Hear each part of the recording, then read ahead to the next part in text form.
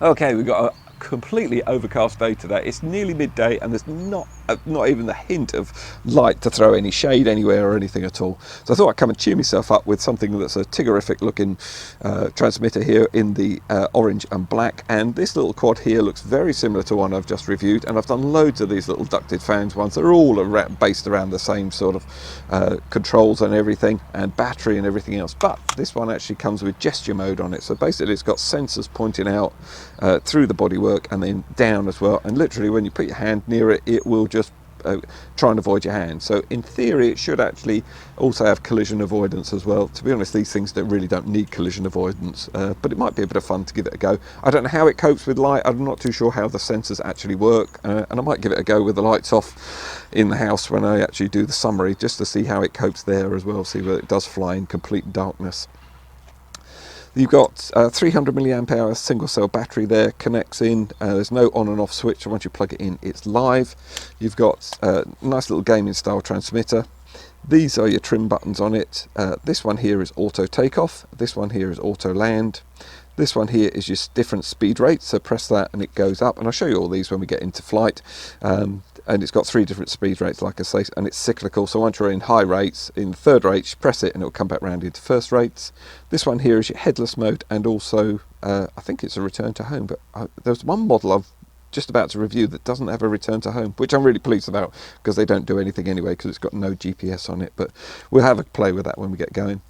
This one here is your flip button, and these little things are usually great little flippers, and this one here actually turns it on so you can fly it with the sensors and the transmitter, or if you turn off the transmitter you can just literally fly it around. You can throw it and then fly it around just with the control of your hand. That's the theory of it. Let's just see how we get on. So I'm going to plug the quad in first of all. There we go. I should get some flashing LEDs. Oh, whoa, yeah, they are really tiny. I just remember having a look at them indoors. They're really tiny LEDs. You can hardly see it at all. Go turn on the transmitter, get beep beep, yeah, and then we're already auto bound. We're all ready to go. If we need to calibrate it, I'm not sure if the camera even picked this up. We pull the 2 sticks down to the right and that calibrates the gyro. Make sure it's on somewhere level and don't move it while you're doing it, and then we should get a nice stable flight. I'm just going to fly it normally, just see how we get on with this cracking little quad, and then I'll put the sensors on to see how we get on. So going to do the auto takeoff, so simply press this one and we're up and away. So this is our throttle, so pull this down and it will descend, let go and it will stay at that altitude. Push it up and it will ascend. If we want it to turn right, we turn it right, and that yaws round to the right, that yaws round to the left. Pitching forward, this is in low rates, pulling back, and then rolling to the right, rolling to the left, but they're not points of the compass, so you can do any sort of combination of stick control, up, down, everything. And that is in low rates. These things are lovely because you can't really do any damage with them, so they're ideal. Grandkids love these quads, they're just so much fun. So that's in low rates, intermediate rates, and they're really indoor flyers as well, by the way. I think most people only ever fly these things indoors. I like being outside. My area is outside, and then that's high rates. Range, really? Do we want to know what range is on this thing? I'm going to do some flips first of all. There we go. So just simply press that, and then choose what direction you want it to flip in. If you want it to land, just take the throttle right off, or you can use this auto land one. I don't think we can actually prime the motors. I did have a quick play with this indoors. No, I don't think you can prime the motors. I think you just have to do the auto takeoff. No, there's nothing will prime the motors. Most quads you can either sticks in or sticks out and it will do it. So it's just literally an auto takeoff there. The headless mode, if I press that, and there we go, get beeping off it. So no matter what way the quad's facing, the quad's now facing that way. Forward is always forward away from me, back towards me, right and left. So you can spin it and bring it back towards you. I see no reason for headless mode at all, but that's it. Let me just put that over there and see whether I can get the return to home to work. No, I'm sure this is the one that doesn't have return to home, which I'm quite pleased about, so there's no need for it. Right, let's try these sensors then. So I'm going to press this one here. There we go, and then, oh, there we go. So I'm not touching anything on the transmitter here, and as soon as it gets close to something, it should react. Oh, it even goes up and down as well. But I've still got control here, so I can actually bring it into me, and it's just gone back away from me. So there we go, you can see that working there. So I was pulling it back on here basically, And it should, oh no, it doesn't actually fully work. Let me just bring it down a bit. See whether it works on my jumper. No. Oh, it does, yeah, it is working, but I'm not sure why you'd want it, to be perfectly honest, but it's there if you want it. So yeah, every time it's drifting forward, it's the tiniest bit of breeze in the garden. I mean, tiny. You can tell that it's a breeze because it's still coming this way, you see. There we go. Yeah, so yeah, I'm not touching anything on the transmitter. There we go. It seems to actually almost touch. There we go. Oh, it does work, sort of thing. So, yeah. So I'm actually, what I'm going to do is turn that off, and you get flashing LED on here as well. That's it. And then that means we're back in normal control. I'm just going to take that off. I'm just going to turn that off, and we should be all ready. There's a couple of ways of starting. You can either just lob it, or you can just shake it. I'm just going to put the transmitter down over here. So you plug the battery back in, and then it should be, there we go, and it's all live. Whoa, I hadn't thought it would go that high actually. It should come back down to the level that I started it at. Well, it should really avoid the house, shouldn't it? Yeah, there we go. There we go. So again, we got sort of control over it. I don't quite understand why you would do this, but I guess the kids might find it fun or something. So you can't actually make it descend. I wonder if I can make it descend. No, it's just going to come back up to where it was. If you want it to ascend, you just put your hand underneath, and then after a few seconds it will descend back down. I suppose the kids will find it quite, yeah, my youngest grandkids might find it fun, but they'll probably wind up ripping the props out of it, to be honest, wondering why it's making that buzzy noise. But you can fly it, it is flyable, just not really my sort of way of flying, really, I suppose. And it looks like you've got some deodorant problem or something or other, doesn't it? Or lack of deodorant or aftershave. It just sort of goes away from you. I'm going to pop that up again. So now we've got real height with it, and it started off about 3 foot above the ground. So yeah, it will gradually descend back down to where it was. So. Yeah, you can see I'm not actually touching it for. Yeah, perhaps it's got.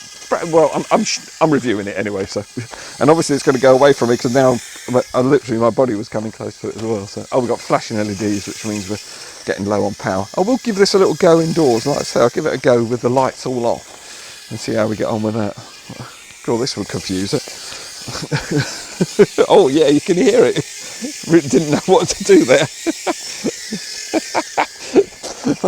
Mind you, it's like you got a force field built around your hands.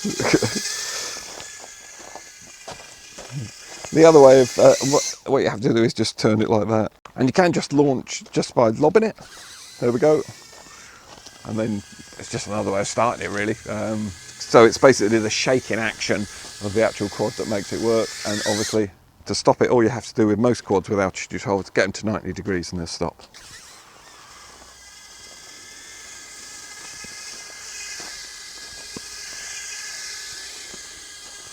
That battery's lasted pretty well. Little tiny thing. These quads are really nice. I'm not too sure, I must admit, I'm really not sure about the actual use of this, you know, the defence of it, or flying it like this, but I suppose it's there if you want it. I'm just going to try and, it's not letting me get near it. I'm just going to try and put it down to the ground. I wonder what happens now with its altitude. Oh, we get. No, that's fine. I should be able to, oh, there we go. The battery's completely gone on it. Okay, so what do I think of it? Actually, scrap that, what I think of it. The infrared sensors on it, what did the grandkids think of it? The little ones thought it was hilarious. They thought it was brilliant chasing it around. When you chase it towards a wall, it obviously just bounces back off the wall and then it just keeps out of the way. They're not small enough to get damaged, so I'm careful with my grandkids with drones around. They thought it was great fun, and we did a little stint in the garden when it was just getting to dusk, and they could enjoy it. They could just literally run down the whole garden chasing this drone until you got near a tree and then it bounced off in another direction. They thought it was good fun. For me, it's not for me, so that's fine, but I've reviewed it as it is. As a flying machine, if you ignore the infrared bit and the collision avoidance, as they call it, it's a really nice little flyer. These whoops are good, they're robust. It does give you a couple of spare props with it, but to be honest, you'd have a heck of a job breaking them. The kids had some bashes with it and everything. There's not anything damaged on it. It's a really nice little chassis and frame, actually. I think it's got the extra weight and extra protection of this bottom bit holding the infrared sensors, sort of stiffened it up quite a bit, so it's actually really quite nice. I enjoyed flying it as a quad, I must admit. It's not really collision avoidance, as you will see in the footage. If you come up to something fast, you'll hit it before it reacts on the infrared sensors and sends it back the other way. But the thing is, these things bounce off everything. They're not a problem at all. So I found it really, really good. They are infrared, by the way, and it did work in the dark. So everything does work on it. The other things you get with it, a little Phillips screwdriver, but I haven't had any reason to take it apart. You could just strip it down with a Phillips screwdriver if you needed to. You get a little little USB charger there, and simply plug that into your battery there. You can leave it on board or you can take it off, plug it in, and then you get an LED, a red LED, when it's actually fully charged, and it takes about an hour from completely depleted to fully charged up. And I was getting around 6 minutes flight virtually every single time. Like I say, the kids have had quite a bit of fun with it. The transmitter works really well. Range, what I only tested it about 20-30 meters maximum, I think. I don't know why on earth you'd fly this thing any further away, but it was still holding there and still working well. You do have to put the quad on first of all, as I showed in the review there. So simply plug that on. Even under the studio lights you can hardly see those LEDs. Pop the transmitter on. It's an auto bind system, and you can actually start it by putting the throttle up and down, and then it will start the motors. You can either stop the motors by taking the throttle off, or as soon as you turn the quad to 90 degrees it will cut the motors as well. And that's what you do when you're using the infrared sensors. Everything on it was really good fun, actually, from my point of view and from watching the kids' point of view and them having such a laugh with it. So perhaps it is a bit better than I thought. When I was out flying it the first time, I thought they were about 20 quid, and I thought that was a little bit expensive for what it is, to be perfectly honest. I think that's over budget for what it does. But they're 13 quid at the moment, so I think at 13 quid it's worth a punt.